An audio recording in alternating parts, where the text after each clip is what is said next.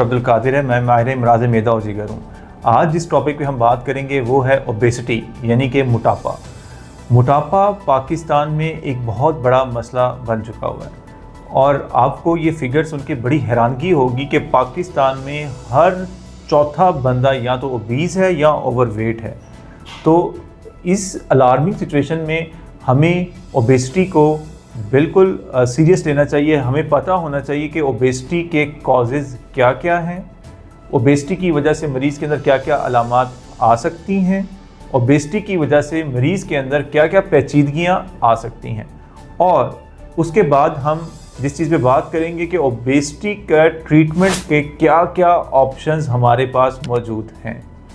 सबसे पहले अगर हम मोटापे के कॉजेज़ को देखें तो जैसा कि सेडेंट्री लाइफस्टाइल नंबर 1 पे कॉज होगा कि अगर मरीज़ की सेडेंट्री लाइफस्टाइल है, बैठे रहने वाले काम हैं जिसमें फ़िज़िकल एक्टिविटी नहीं है और एक्सरसाइज का रुझान नहीं है, तो उन मरीज़ों के अंदर ओबेसिटी का रिस्क बहुत ज़्यादा बढ़ जाता है। आजकल सोशल मीडिया और ई-कॉमर्स के दौर के बाद ज़्यादातर बिज़नेस ऑनलाइन हो गए हैं, जिसकी वजह से लोग पूरा दिन कंप्यूटर पर बैठे रहते हैं और उसमें एक्सरसाइज का रुझान बिल्कुल नहीं है। तो उन लोगों के अंदर मोटापे की शरह का बहुत ज़्यादा इजाफा हो जाता है। इसके अलावा अगर खाने पीने में एहतियात ना की जाए, यानी कि कोलेस्ट्रॉल और फैटी मील का ज़्यादा से ज़्यादा अगर इस्तेमाल शुरू कर दिया जाए, कार्बोनेटेड ड्रिंक्स का बेजा इस्तेमाल किया जाए और लो प्रोटीन और हाई कार्ब या फैट डाइट का इस्तेमाल किया जाए, जिसमें बेकरी आइटम और ये बर्गर्स हैं, प्रोसेस्ड फूड है, ये सब कुछ रिस्क फैक्टर है मोटापे में इजाफे का। इनके अलावा कुछ जेनेटिक कॉजेज़ भी हैं जिनके अंदर पेशेंट्स के अंदर ओबेसिटी का रिस्क बहुत ज़्यादा बढ़ जाता है। इसके अलावा कुछ हार्मोनल चेंजेस हैं जिसमें एंडोक्राइन कुछ डिसऑर्डर्स हैं जिसके अंदर हार्मोनल इम्बैलेंस की वजह से मरीज़ों के अंदर मोटापा या ओबेसिटी की शरह में बहुत ज़्यादा इजाफा देखा जाता है। कुछ मरीज़ों के अंदर हमने ये भी देखा है कि बेजा अद्वियात के इस्तेमाल से भी मोटापा हो सकता है।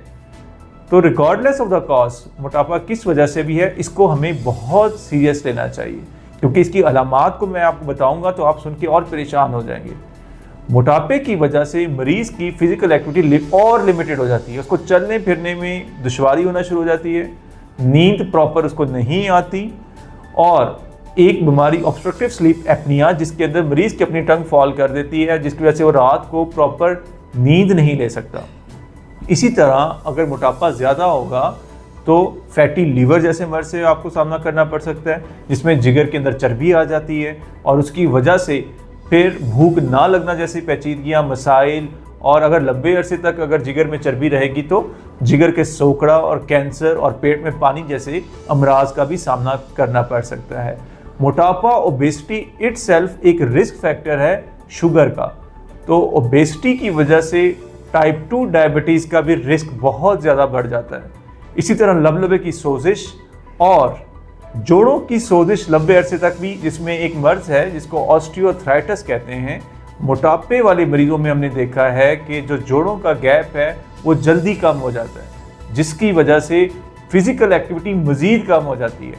और फिज़िकल एक्टिविटी कम होने की वजह से एक तो अंडरलाइन ऑलरेडी मोटापा था और उसकी पेचीदगी की वजह से ऑस्टियोआर्थराइटिस जो हुआ उसमें और ज़्यादा पेचीदगियाँ आने की वजह से मोटापे में दुगना इजाफा हो जाता है और मरीज़ उससे बाहर निकल ही नहीं पाता। और मैं आपको इसकी अगर पेचीदगियाँ बताने पे आऊँ तो लंबे अरसे तक मोटापे रहने की वजह से सीने के अंदर मुसलसल जलन रहने वाले अमराज का भी सामना करना पड़ सकता है। यानी कि अगर मरीज़ का वज़न ज़्यादा है तो उनके अंदर मैदे के मसाइल बहुत ज़्यादा बढ़ जाते हैं। इसी तरह दिल की शरियानें बंद होने का कोलेस्ट्रॉल हाई रहने से डायरेक्ट लिंक्ड है, जिसकी वजह से दिल के अमराज में भी बहुत ज़्यादा इजाफा हो जाता है। इसी तरह फेफड़ों के अमराज, सांस लेने में दुश्वारी, ये सब भी मोटापे की वजह से एक कॉम्प्लिकेशन